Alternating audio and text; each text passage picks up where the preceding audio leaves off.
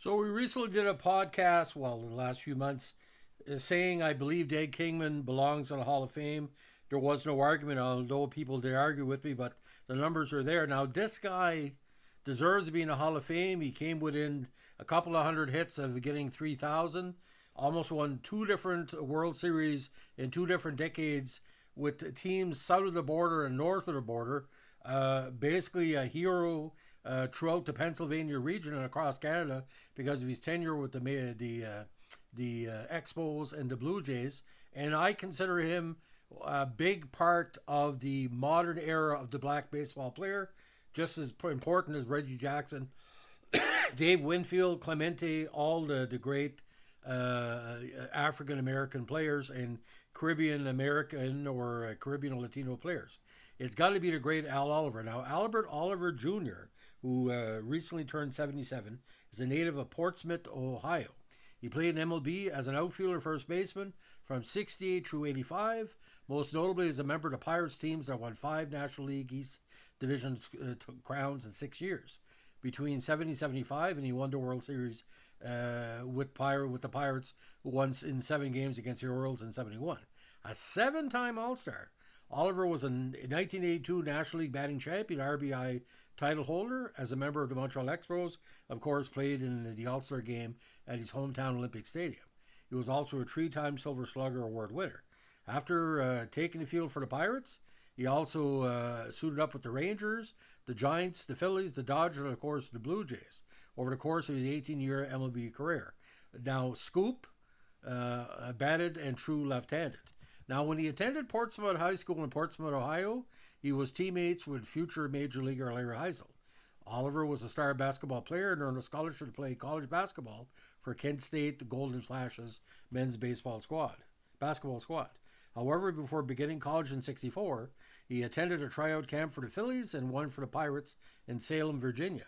His father, who wanted to attend college, allowed him to sign with the Pirates at 17 for $5,000. He was promoted to major leagues on September 14, 68, which is the day his father, Al Oliver Sr., died. He appeared in 4 games that season. In his official rookie campaign, he batted .285 with 17 home runs and drove in 70 runs, and placed second in the National League Rookie of the Year balloting. The following year, 1970, he hit .270, and it was 50 in NL with 7 sacrifice flies. He also finished second in the league with the 14 times he was hit by pitch. The previous year was plunked 12 times, fourth in the league, because he's very unique batting style. Now, the Pirates won a National League East title for the first trip to the postseason since winning the 1960 World Series. However, they lost to the Reds in the 1970 NLCS. Now, on September 1st, 71, the Pirates fielded what is believed to be the first all-black lineup in the history of the league. Oliver played first base, joining second baseman Rennie Stennett, center fielder Gene Clines, right fielder Roberto Clemente, left fielder Willie Stargell, catcher Manny Sanguin, third baseman Dave Cash, shortstop Jackie Hernandez, and pitcher Doc Ellis in the starting lineup. He ended the season with a .282 average, including 31 doubles, which is 8 in the NL, 7 triples, he was 10 sacrifice flies, he was second, and 5 hit by pitches, good for 9th. After beating the Giants in the 71 NLCS, the Pirates won the World Series in 7, with Oliver as their regular center fielder. Now, in 72, he raised his batting average to .312, good for 6th in the league. He had 12 homers with 89 RBIs, which left him 10th in the National League. He also scored 88 runs, 8 overall, and total 176 hits, which was also 8th in the NL. Oliver was named to his first All-Star game while finishing 7th in the NL MVP voting. In 73, he had 20 home runs and drove in 99, 7th in the NL, while batting .292. Again, he was among the league leaders in hits with 191, which was 5th. Total bases, 5th again with 303. Doubles, 2nd in the NL with 38. Triples, 7th, 8th in the NL. Sacrifice flies, 9, 3rd in the NL. And extra base hits with 65, which put him in the top 10 for the first of his 5 times in the league's top 10 in that category. The Pirates won their 3rd consecutive NL East title, but they lost to the Reds 3-2 in the NLCS. The Pirates' offense led the National League in batting average with a .274 tally, and he led the NL with 1,505 hits. 74, he had .321 with 198 hits, which were 2nd and 4th in the ANL respectively. He also hit 38 doubles and 12 triples, which were 2nd best in the National League. Now, he ended up 7th in NL MVP voting for the second time in 3 years. About Oliver, Willie Stargell said, when it came to hitting, all he ever did was crush the ball. He was the perfect number 3 hitter because you knew he was going to make contact. He had a 23-game hitting streak that year and another streak of 21 games where he got at least one safely or hit safely. The Pirates won the NL East but lost to the Dodgers 3-1 the NLCS. The Pirates offense, known as the Pittsburgh Lumber Company, again led the NL in hitting with 1,560 hits and a .274 team batting average. Now, his 90 runs in 75 was 6th in the NL as he hit .280 with 18 homers and 84 RBIs and played in the All-Star game for the second time. He tied a personal mark with 65 extra base hits, good enough for 5th in the NL, 39 of which were doubles, which put him 3rd in the National League in that category. He was named as an outfielder on the Sporting News 75 NL All-Star team. The Pirates won the NL East again, but were swept by the Reds 3-0 in the NLCS. Now in 76, he hit 323, his first of 9 straight 300-plus seasons. He played in the All-Star game once again, batting .360 at the break, but an inner ear infection sidelined him in the second half and prevented him from finishing the top 10 in the batting categories. He was voted the National League Player of the Month for June, and in 77, as part of the Lumber Company, he hit 308, 10th in the league with 19 home runs and 82 RBIs. His 175 hits were 10th in the National League. He also stole a career-high 13 bases, although he was thrown out 16 times along the way. His 8 sacrifice flies were 5th in the league as well. Now, he was eventually traded along with Nelson Norman from the Pirates and the Rangers in the first 14 blockbuster deal in Major League history on December 8, 77. That also involved the Braves, the Mets, and a total of 11 players changing teams. The Rangers also received John Matlock from the Mets. The Pirates acquired Bertold Blyleven from the Rangers and John Milner from the Mets. Going to Braves from the Rangers were Adrian Devine, Tommy Boggs, and Eddie Miller. The Mets got from the Braves Willie Montañez, and from the Rangers Tom Grieve and Ken Anderson, who was sent to New York to complete the transaction 3 months later on March 15, 78. Now in 78, he was second in the AL with a .324 batting average, and his 170 hits were good for 8th in the league. His 35 doubles were 6th in the association. The next year, 79, he hit .323, good for 5th in the league, the 5th time he had finished among his league's top 10 in batting. Now, wearing the unique number 1 on his uniform, being the first player in major leagues to do so, he played in all of Texas 163 games in 1980 and reached career highs in hits. 209 was his 4th in the AL, doubles 43 was his 2nd in the AL, and RBIs 117 4th in the AL, while batting .319, which was 8th in the American League. He was voted to the AL All-Star team for the first time. He was also the outfielder on the Sporting News 1980 AL Silver Slugger team. On August 17 at Tiger Stadium, he established an American League record with 21 total bases and a doubleheader, 4 home runs, a double, and a triple. Now, on May 23, 79 and August 17, 1980, he hit 3 home runs in each game.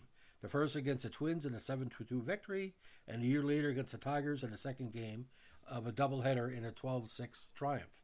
He added another in the first game to make it 4 in a doubleheader in between games, as the Tigers had retired Al Kaline's number 6 on the evening. Now, in 81, he was 9th in the AL with a .309 average, 6th in hits with 130, and 2nd in doubles with 29, while playing his 5th All-Star game. He also won the 2nd consecutive Silver Slugger Award as the best hitter at his position, which in 1981 was designated hitter. He became the first player to win Silver Slugger Awards at 2 different positions. He also became the Rangers' all-time leading hitter, .319, and reached the club's top 10 in virtually every offensive category. Now, Oliver wanted to stay with Texas, but he wanted an extension to his contract, of which he was paid $320,000 a year, and had 4 years remaining, but asked to be traded after Rangers management rejected his renegotiation requests.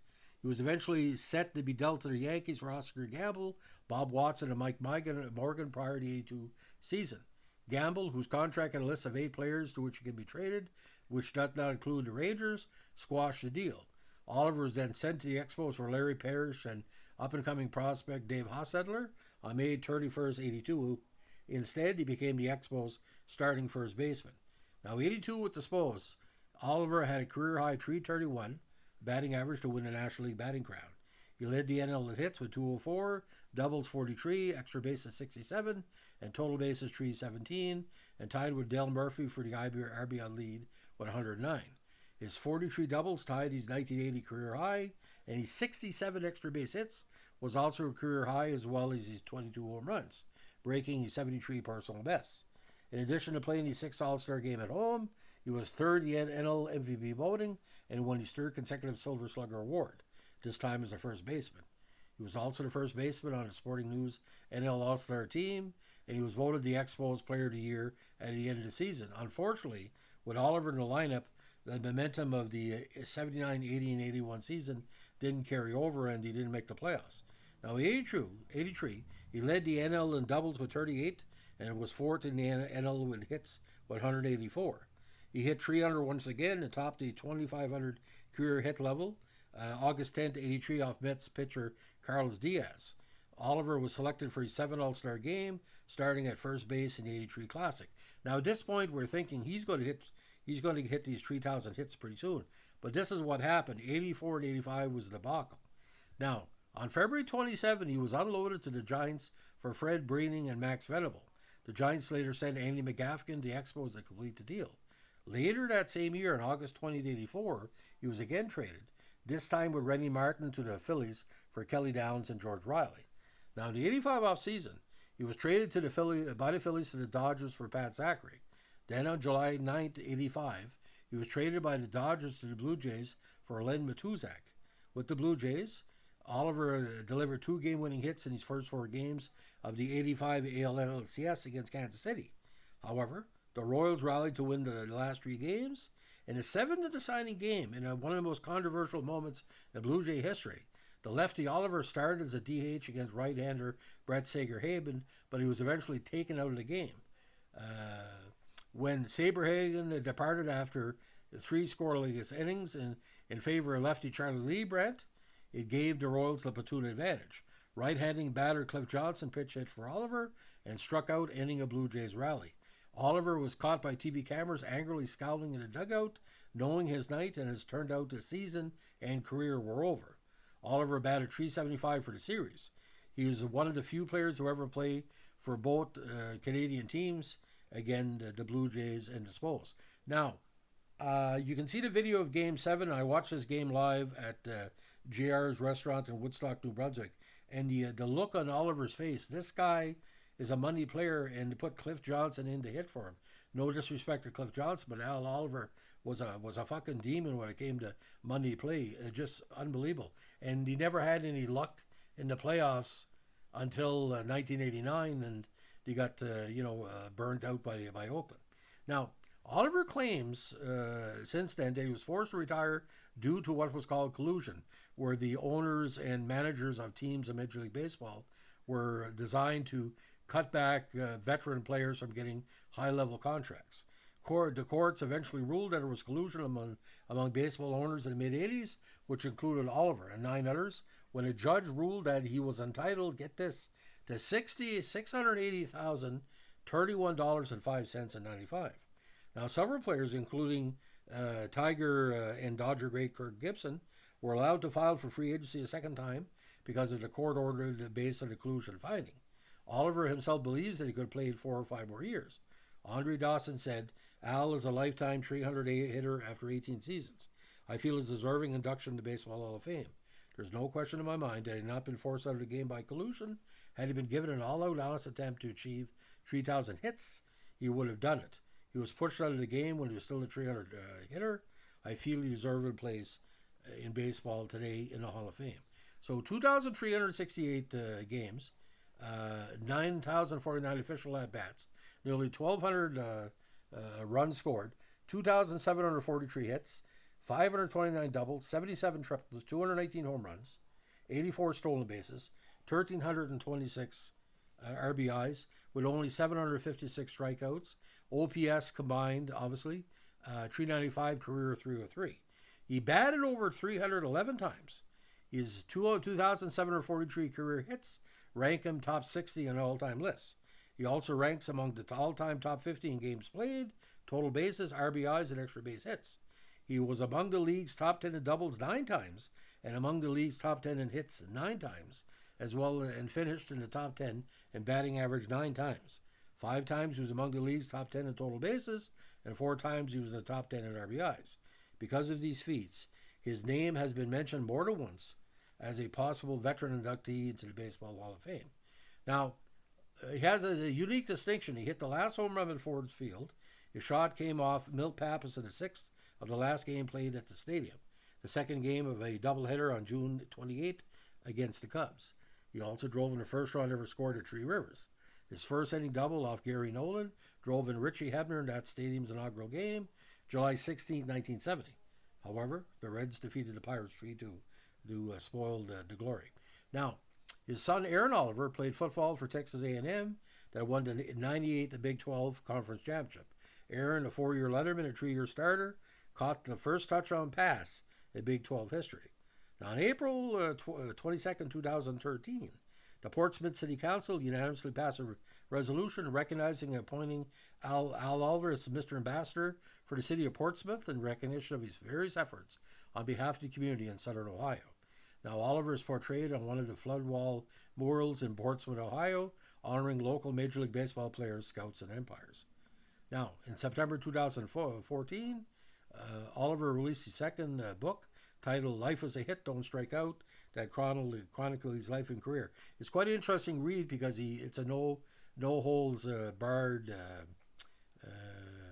situation. Now, a very interesting article about Al Oliver. Did Collusion hurt Al Oliver's case about getting in baseball? And this was from the Sporting News in 1977. And it talks about his tenure payment in back. Now, he said, Oliver once said on the record he had an interesting conversation last year with someone.